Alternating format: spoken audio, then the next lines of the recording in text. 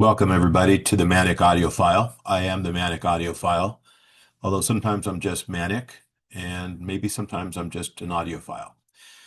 This is my fourth video. Before I forget, please subscribe to my video or subscribe to my channel and hit like on the whatever. I guess that's important to say every time I cut one of these videos because if I don't say it, I guess people won't do it. And if people don't do it, then I wouldn't say I'm wasting my time, but I might be spinning my wheels. And I want to be honest with you, as it relates to this channel, I don't even know really what it is that this channel is ultimately going to be about going forward, other than obviously audio gear and music and the connection, the inextricable link between those two things. But then there's also a part of my personality that likes to weigh in on current events. Maybe particularly current events that have more of a cultural element than perhaps a political. Although I'm quite politically opinionated, but I do want to keep my political opinions to myself as it relates to this particular project, just because I don't think audio gear and music it mixes with politics. But I do think it mixes with cultural, events and what the sort of the zeitgeist of what's going on in the country. And what kind of got me thinking about cutting a quick video today was the release of the movie Disclosure Day, directed by Steven Spielberg. This has been a movie that's been under wraps, I think for several years, 2 years, 3 years, maybe longer, um, maybe a lot longer. But it's been under wraps, and they've done, I think, a pretty serious job of controlling the input and the output as it relates to this particular film. But it comes at a time, obviously, if you pay attention to the issue of the UAP phenomenon and the issue of extraterrestrial life forms and non-biological entities. I think that's the right term. Non-human intelligence over the last several years and over the last couple of years especially, there's been a real uptick on this topic.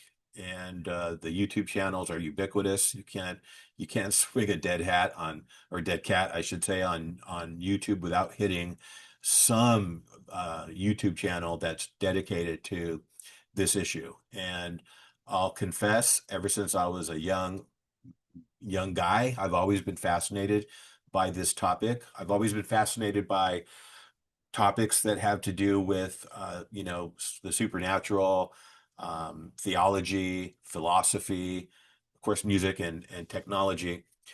But this particular issue has always occupied a pretty large space in my psyche, just because of the vastness of the implications and the potential and possibilities of what it would mean in the big picture sense, if this phenomenon is indeed real, and if it is something that is close to as it's been sort of suggested or presented through movies, and particularly and perhaps maybe especially Steven Spielberg movies. Steven Spielberg has obviously had a serious fascination with this subject. His movies like E.T., of course, we all know and grew up with. Close Encounters of the Third Kind. I think he made a movie with Tom Cruise called I don't know, the Day of the Earth. I don't know. I forget the name. It was the same name as another famous movie, but not by Steven Spielberg. But now and of course, I think he directed a series called um, something called Tracks, or Taken. Maybe it was Taken.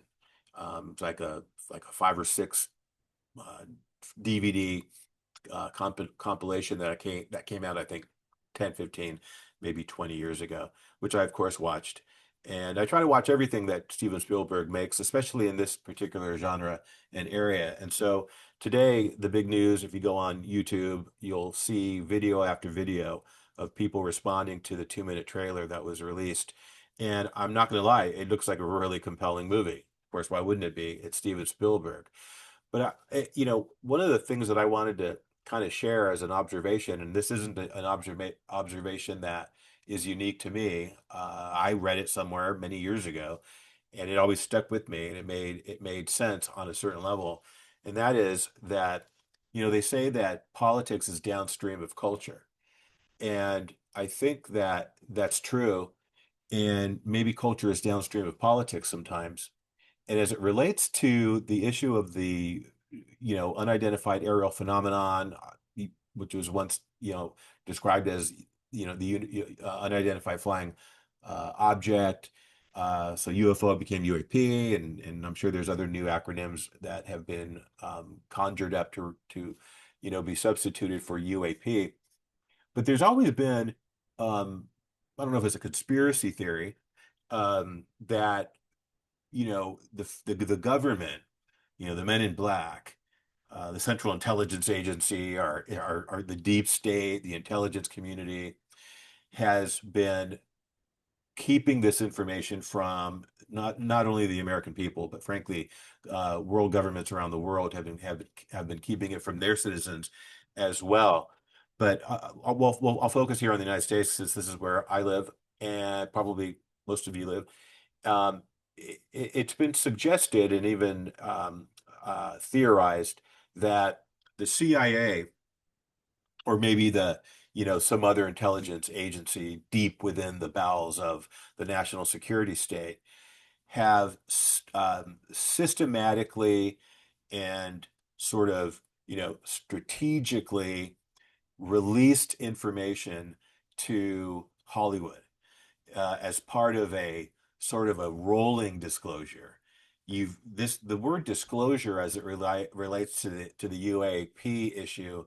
My recollection goes back to, I want to say, gosh, maybe as long ago as 1991 or 1992 or thereabouts, in the early 90s, mid 90s, when Dr. Stephen Greer had an event at the National Press Club, and he had a 50-foot long table with 25 presumably very serious people from a variety of different disciplines, including aerospace, military, science, academia.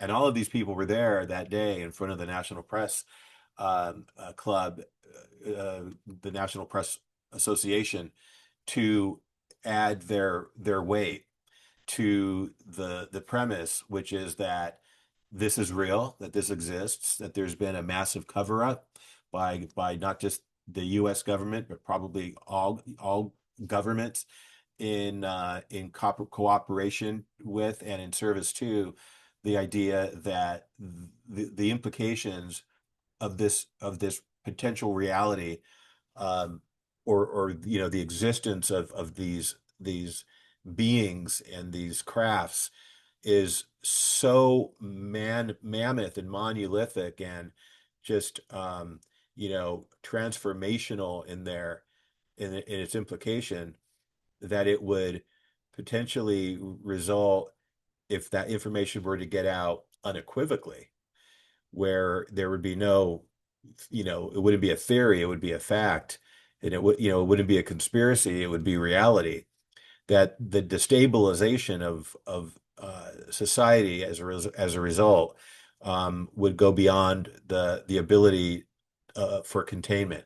And so think economic chaos, societal chaos, maybe even to a very large extent, religious and theological uh, chaos, as people's paradigm shifts occur in such a way where they abandon their belief systems as it relates to their faith.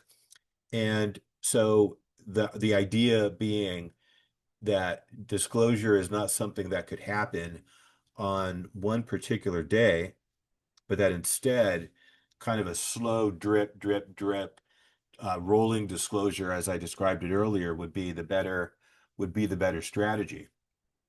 And that filmmakers, talented filmmakers, capable of using the information and modeling entertainment out of it, so that as to sort of acclimate society to an eventual sort of unequivocal understanding of it, would be a good strategy, and perhaps maybe the only acceptable strategy, short of just ripping the Band-Aid off and pulling back the curtain, if you will, and introducing some non-humanoid biological entity, um, you know um, sitting in a spacecraft, or in some other kind of weird sort of extraterrestrial configuration.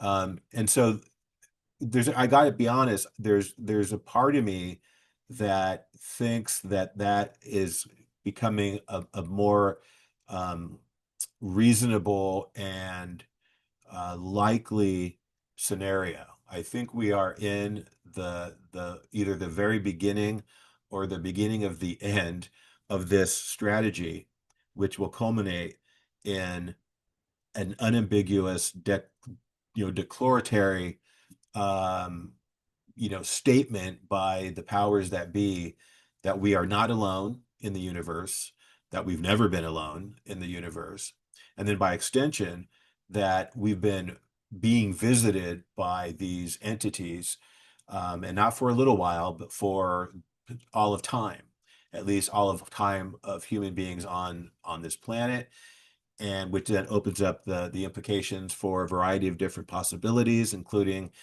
some of these extraordinary architectural achievements, or physiological achievements that seem to go way, way beyond what human beings would have been capable of doing, thousands of years ago. Think the pyramids, and how they, align in such a way with astronomically, in ways that are just, perfectly accurate in terms of the star alignments, and a whole variety of different things. I mean, there's all kinds of archaeological constructs in this on this planet, throughout the different continents, in the various countries, that when one comes to learn that they were constructed, not 50 years ago, not 100 years ago, not 500 years ago, but in many cases thousands and thousands of years ago.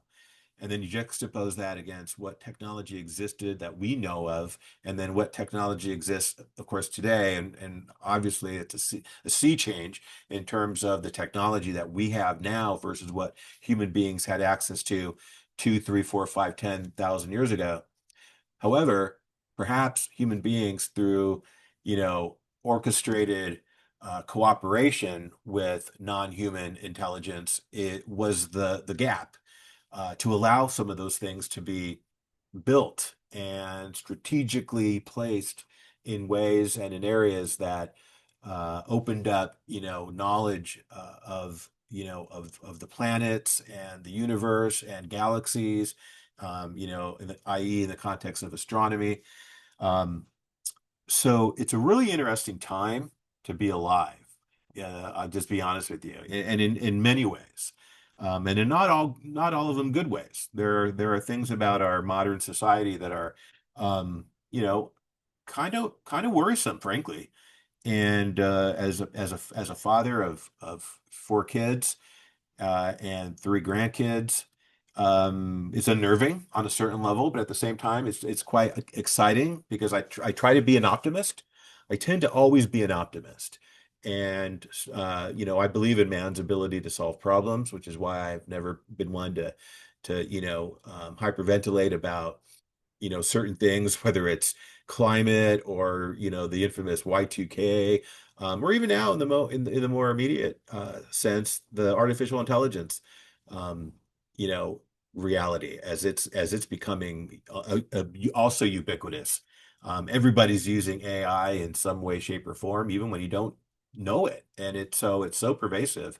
and still at its very early phase in development and application, that a lot of people are very worried about it and nervous about it and negative about it and pessimistic about it. Whereas I'm not negative about it. I'm not pessimistic about it. I'm positive about it and I'm optimistic about it, because I do believe, again, as I say, that man's ability to solve problems has been proven quite unequivocally for not just decades, but centuries, and in fact, millennia. So wanted to share that. It's a cool trailer. If you get a chance to go on, like I say, go on YouTube, just type in Disclosure Day and check it out. And let me know what you think. Make a comment on my video and tell me what you think, and share any observations that you have about this particular subject. Give me ideas on what you think would be cool to talk about on this video, or on this channel, I should say, because I don't, pretend to have it all figured out. As you can clearly see from my background, the obvious focus is music and audio gear, and I think probably 90% of my videos will be on that subject. But I'm open-minded to other subjects, as long as I stay out of subjects that create division unnecessarily. So it's fine to disagree about the stuff, but not intentionally divisive, just maybe more provocative. So thank you for tuning in again on my fourth YouTube video. Again, as I say, please subscribe, hit the like button, so that the algorithms can do their thing. And in the meantime, have a good rest of your day. Bye.